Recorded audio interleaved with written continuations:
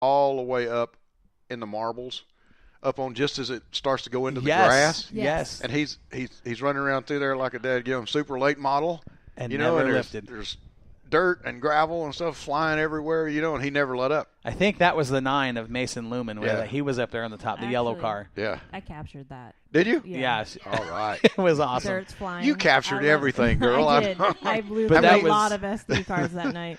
A big win for Brock Peters, because at the last show, him and Camden Robustelli shot it out. Robustelli, got him by a car length or two at the stripe. Robustelli's misfortune was, inherited by the two that turned it into a pot of gold. I mean, he was not giving up that top spot after that final restart. I think Brock Peters and Camden Robustelli are going to be the two guys that they're going to be battling for that point system. But there's so many guys you can't count out. Freddie Hay in the 10, Mason Lumen in the 9, Steve Walker in the 13, the purple 13 car. He was impressive. We didn't see him at the first show. He shows up at the second race here, and he made a statement to these guys that, hey, listen, 13 on this car isn't bad luck. I'm here to race, and this thing's fast, and he was. I mean, there was, Chad Cardoza in the 71, the purple and green 71 car. You can't count him out. He's right. I mean, there was 5-6 cars shooting out for the lead for I don't know how many laps, most of that race. Then after that final restart, things kind of calmed down, and it was all Brock Peters from there. But there was some close racing in there, though. Oh, phenomenal racing with that division. Side by side, door handle to door handle. Yes, they were. Bumper to bumper. They were. From there, we went to the Pro Stocks. Okay, now this is the first time we've seen these cars. The Pro Stock, the Outlaw Pro Stocks. They look like late models to me. They do look like a late model, kind of like a modified with a late model body. They're on the G60 tire.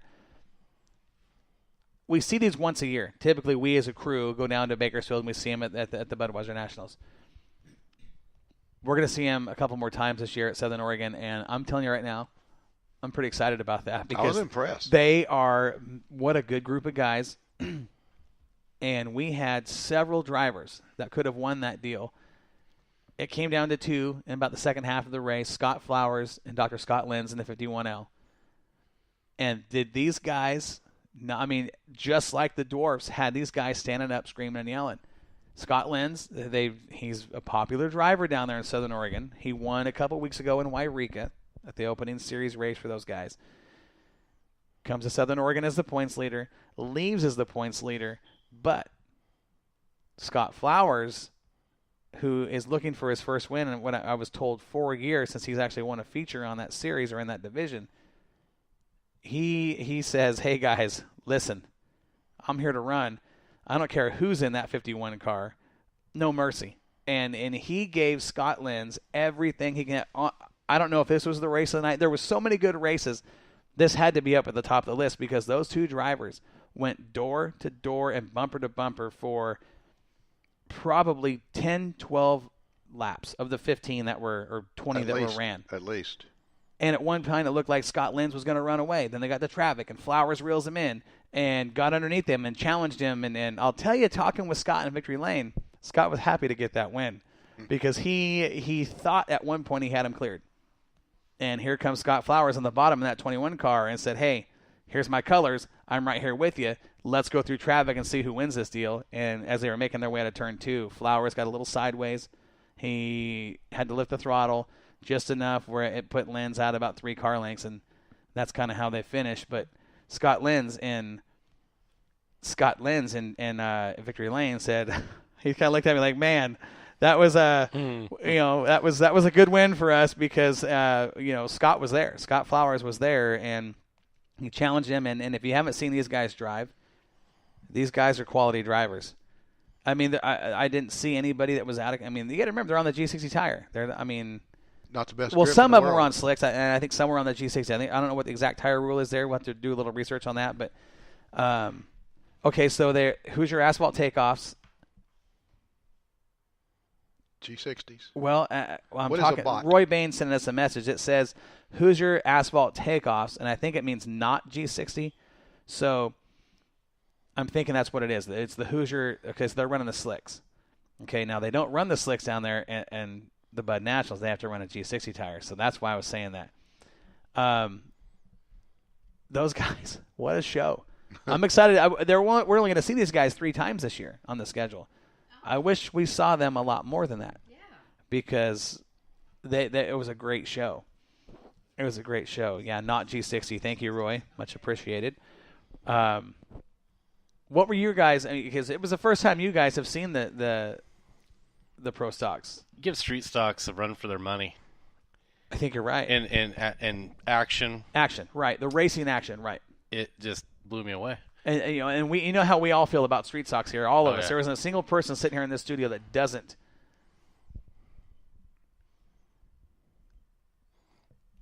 I'm not going to read that on the air. I'm not participating, but I really like that class in Bakersfield. Yeah, It's well, really and especially super fun, and they're all almost as fun as late models.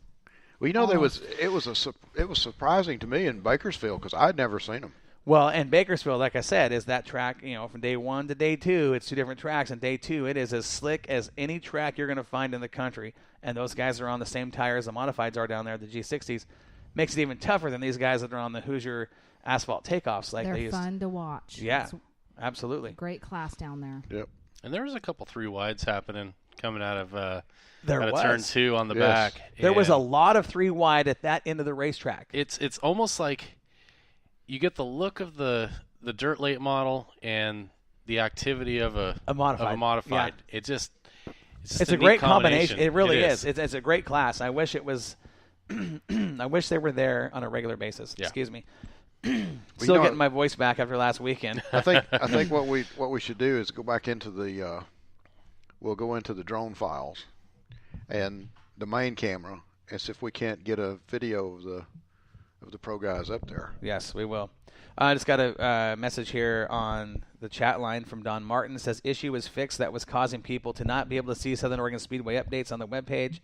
Hopefully everybody should be able to see the results and points as of now.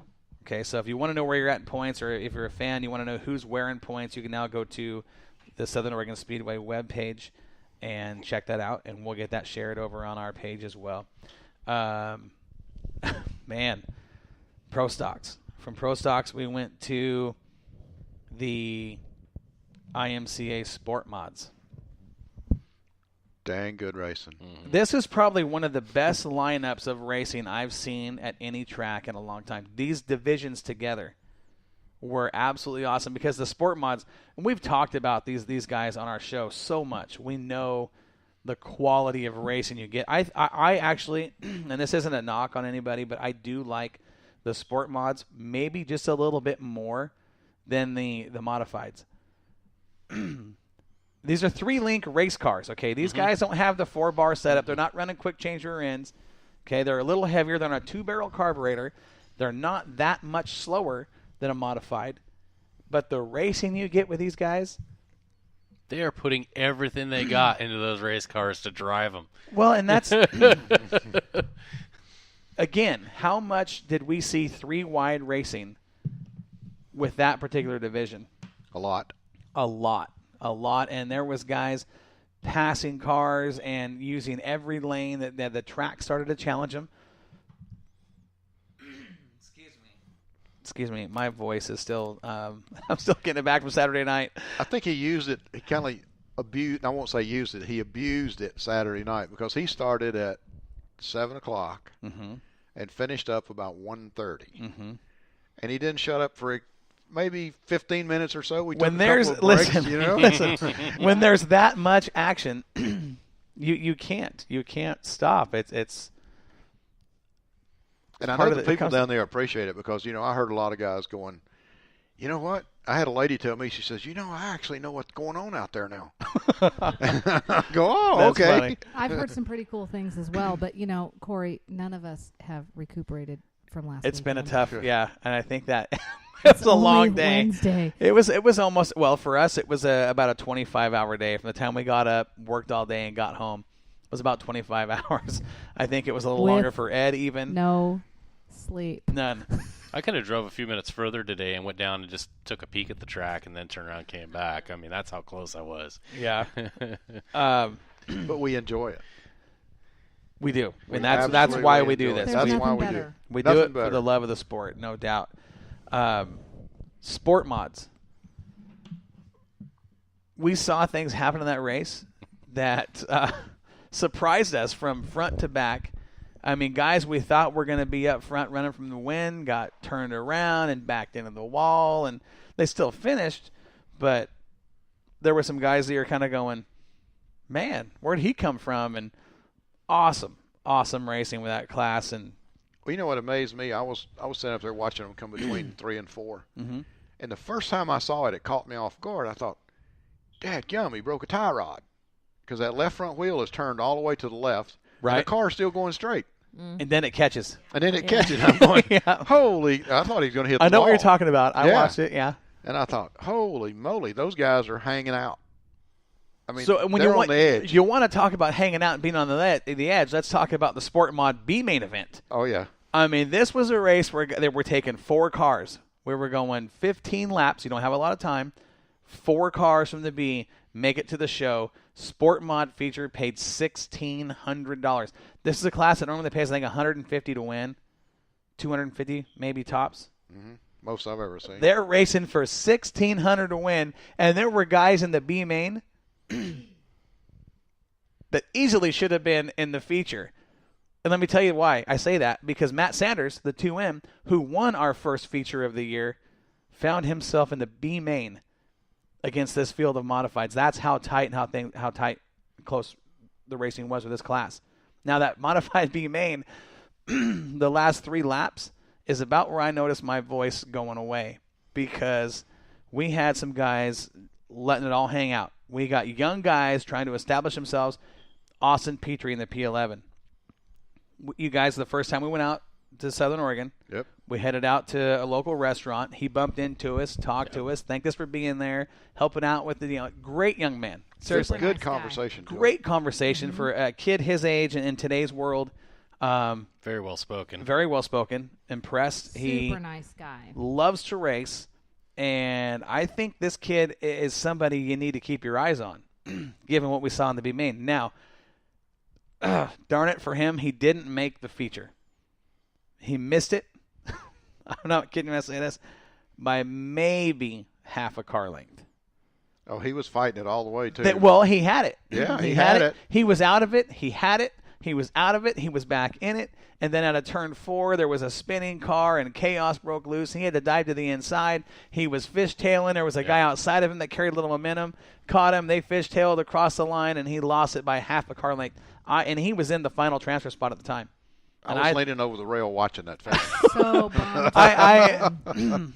You hate to see a young upcoming guy that has obviously, I think he's displayed, he's got some talent, miss it by that much.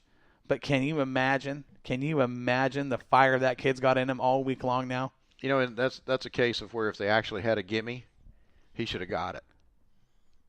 I think he should have. But that's what makes racing so great. I mean, but you could clearly see at the line, he was about a half a car length behind.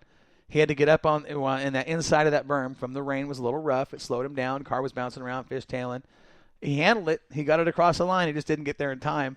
And then the 4 cars that transferred out of the B moved up quite a ways in the feature. I mean, there was Matt Sanders, the 2M. That is one fast race car. I'll tell you what, it was a driver's track last weekend. Mm-hmm. It was. There was some obstacles. There was some things going on out there, but the conditions changed pretty rapidly out there. Well, that was the thing. The track wasn't that bad. No. It really wasn't. Given all the fact they had all that rain, the track wasn't that bad. Then it wasn't cooled off. ruddy. Then it cooled It was off. rough, but not ruddy. Then it cooled off. And all that moisture came back up to the top. And we developed a little bit of a divot there in turn 1 that got a hold of Ryan Smith. It did get a little rough, like Ed said. It got a little rough in turn 2. I wouldn't call them ruts. They weren't grabbing a hold of cars and slinging the front end, They would upset him a little bit, going Right. in, but But it and got that grippy was just down from there. Racing. That was actually Yeah. just from some cars spinning out. But It Well, wasn't because But the of track actual got really track grippy itself. down on the bottom. And that's what I wanted to bring up, because when I went down for Victory Lane interviews, I got on the track and I thought, man, the track just it looked like the corners had a ton of moisture and the front stretch and the back stretch was slick.